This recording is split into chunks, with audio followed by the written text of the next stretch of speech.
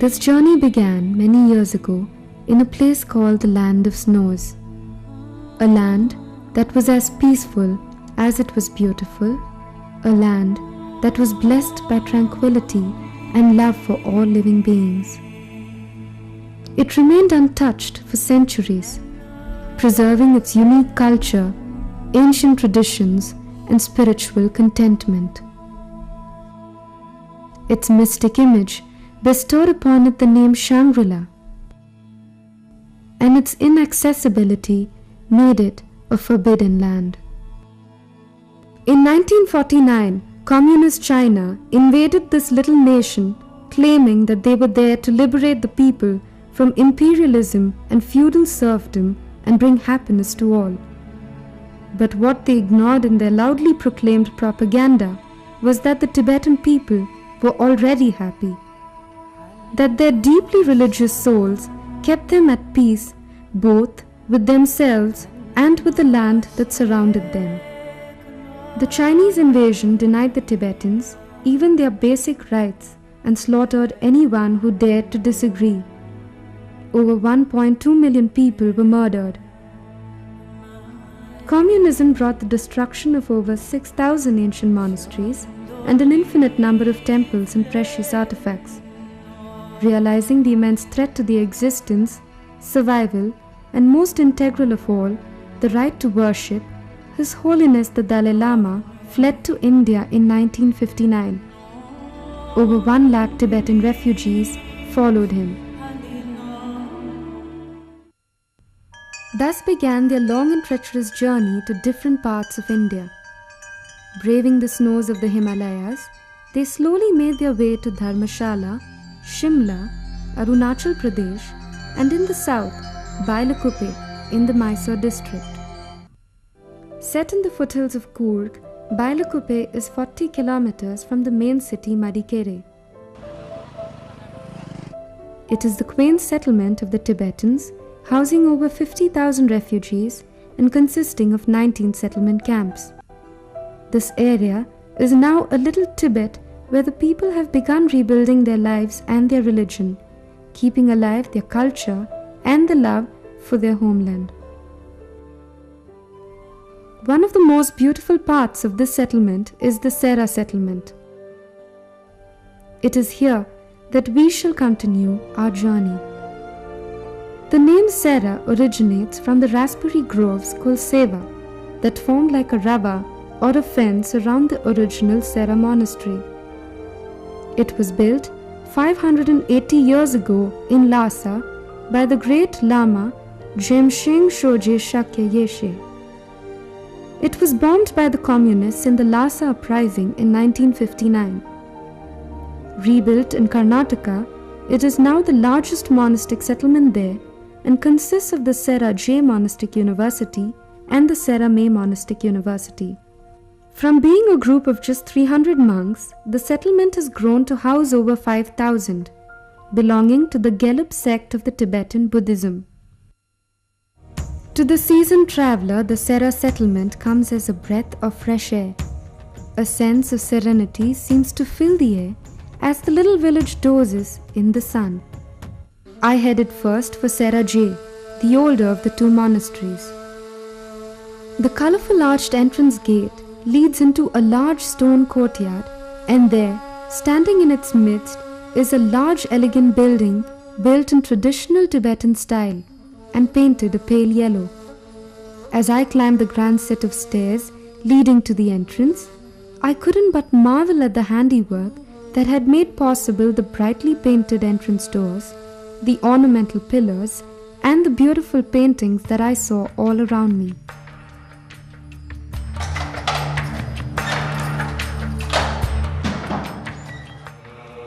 The tranquility of Sera J was brought out by the subtle colors adorning the interiors. Layered pieces of silk in the form of lanterns hung low from the ceiling. These lanterns had intricate oriental work depicting the rich mythology and heritage of Tibet. The altar, which was divided into 5 parts, had a throne at the center.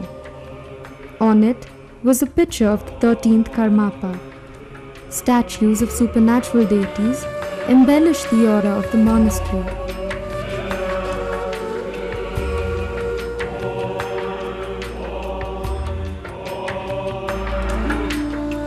All around the altar hung khatas, white scarves, which had been offered by devotees over the years.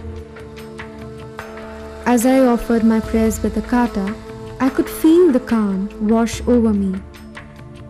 I left Sera with a feeling of utmost quietude, as if an inner turmoil of which I had been previously unaware had suddenly been soothed. It seemed like I had discovered that God was in his heaven and all was right with the world. Everywhere I looked in the tiny village, there were signs of how Tibetan monks had kept their culture intact. They stood out from the rest with their rich maroon-colored attire, exuding a sense of friendliness and amiability. The place and the people had a peaceful look, a childish joy in the simplicity of their world that contrasted sharply with that of the town, which was but 40 kilometers away.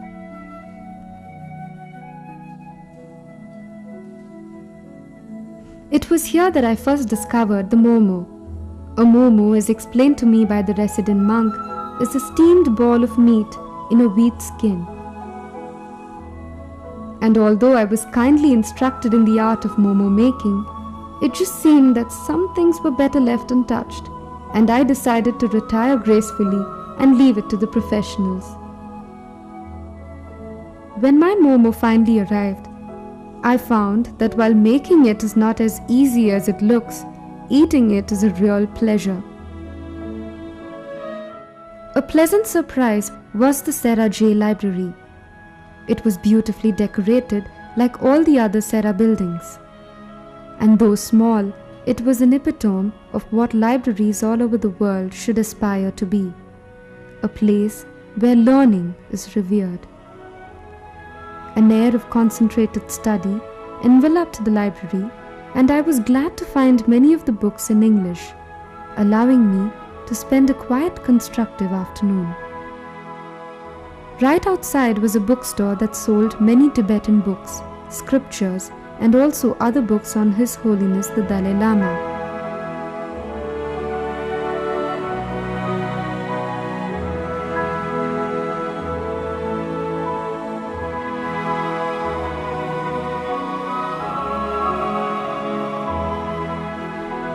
Dusk fell all too soon, and I found it hard to believe a whole day had gone by. As I made my way back to the Sera courtyard, an astonishing sight greeted me. The entire courtyard had come alive, and a closer inspection showed me that the electric atmosphere stemmed from the 500 monks debating the study and science of Buddhist logic.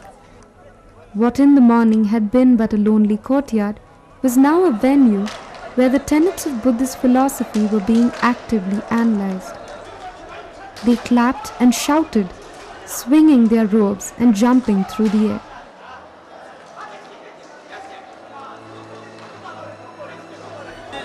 The clapping is meant to clear bad karma, and they clapped by putting their right hands over their left.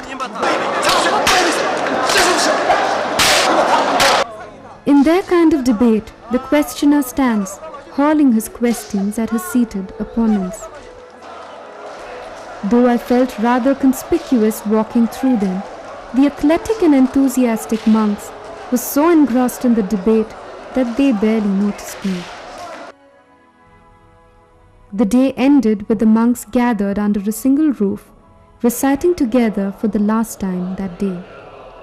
This was perhaps the culmination of my day.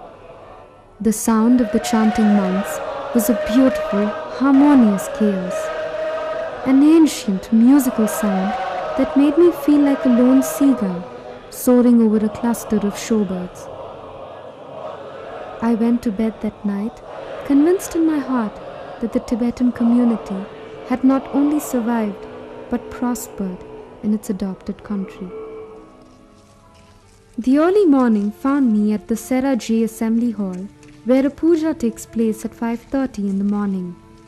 The courtyard was full of monks, walking around the building in a clockwise direction.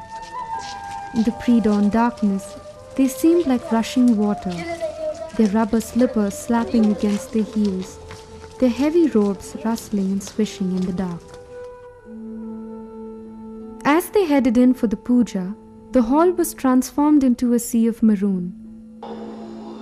The chanting began and again pierced everything with its primal sound, and then appeared young monks carrying large aluminium teapots. Butter tea was poured into all the cups, and stacks of bread were distributed. I was served the same bread and tea and tasted it with apprehension. While breakfast was being eaten, money was also distributed. It seemed like a paltry sum, a 20-rupee note to be divided between two monks. But they seemed satisfied. As I stepped out of the monastery, dawn was just breaking, and all around, the sky was shades of pink and blue that slowly turned to yellow and gold. The next destination on my itinerary was the newly built Sera Monastery. Completed in November of 2002, this monastery houses more than 1,600 monks. This temple serves as both the main assembly hall for the May College of Sera Monastery, known as Dukang in Tibetan, and as a hall for images of the deities, called Lakang. This building was, if possible, even more beautiful than the previous one. The most striking feature of the portico were the murals. At the back of the portico are the murals of the rulers of the four directions: the guardian of the east, Dhritarashtra; the guardian of the west, Virupaksha; the guardian of the north, Vaishravana; and the guardian of the south. There are the murals that show the origin of the universe and the wheel of existence, and how to develop a calm and concentrated mind, which is symbolized by the white elephant. Inside the hall, red was the prevailing color, with ornately painted pillars radiating a sense of brightness and warmth. The main altar of the monastery consisted of 5 areas. On either side of these registers were glass cases containing 1,000 images of the Buddha of healing, recording the names of sponsors and their relatives. The gilt throne, which is at the center of the platform, was used by the Dalai Lama for the inauguration of the temple in 2002. There are paintings on all the walls showing the great scholars from the glorious Indian Buddhist monastic university of Nalanda. I was struck yet again by the grandeur and majesty of the place and the sense of infinite peace that it instilled in any visitor. I also got to watch the monks at work painting for an upcoming festival. The rich detail and their intense concentration were astonishing. The afternoon saw me at a place that I never expected to find, an actual school. As I later found out, the aim behind the school is to give the young generation of lamas both a secular education as well as a religious one. This means that their syllabus is about twice as extensive as that of their lay counterparts. We can concentrate on the type of metal that we are extracting. We have different methods of concentration. Their day begins like any other lamas at 5 a.m. They study the scriptures till 9 in the morning, at which time they begin normal school and follow a CBS syllabus. At 5 in the evening, they go back to studying the scriptures and do so until they retire for the night. The lamas eat lunch in the large community hall where older lamas and younger ones get a chance to fraternize. As with every other meal, it begins and ends with chanting of the scriptures. Visiting the school and watching the little Tibetan children made me think of the children back in Tibet, who are not even allowed to speak Tibetan and grow up knowing nothing of their culture. It filled me with a sense of sadness and anger at the futility of it all.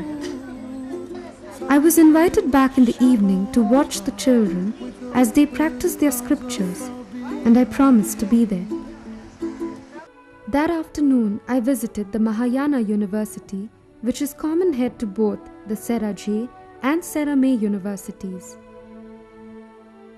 Although I didn't enter the building, I spent some quiet time marveling at the dedication that was needed to earn a Yeshe degree, which is an equivalent of the doctorate but takes approximately 20 years to complete. The sunset that evening seemed to consume the sky and surpassed anything I had ever seen.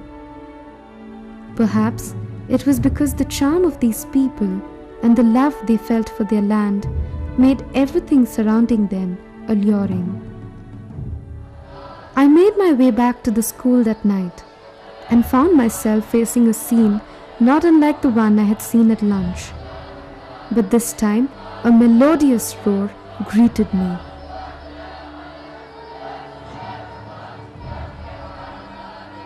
As all around me were lamas rocking back and forth, memorizing their scriptures. Some of them were probably not even 5, and even they were deeply engrossed in their work. I wondered what it was they were studying that could hold them in such rapt attention. Another night went by, and all too soon it was time to leave. As I walked away, I thought of these people who had known more hardships than triumphs, who did not even have a country to call their own. And yet, they always had a smile on their faces and a song in their hearts.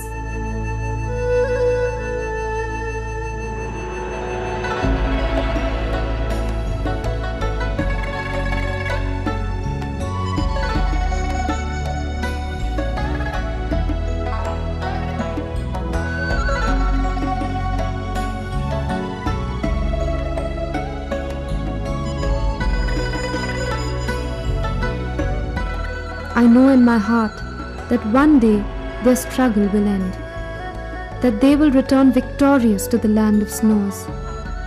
I also know that when that day comes, we will realize how much we have lost and how much we have gained.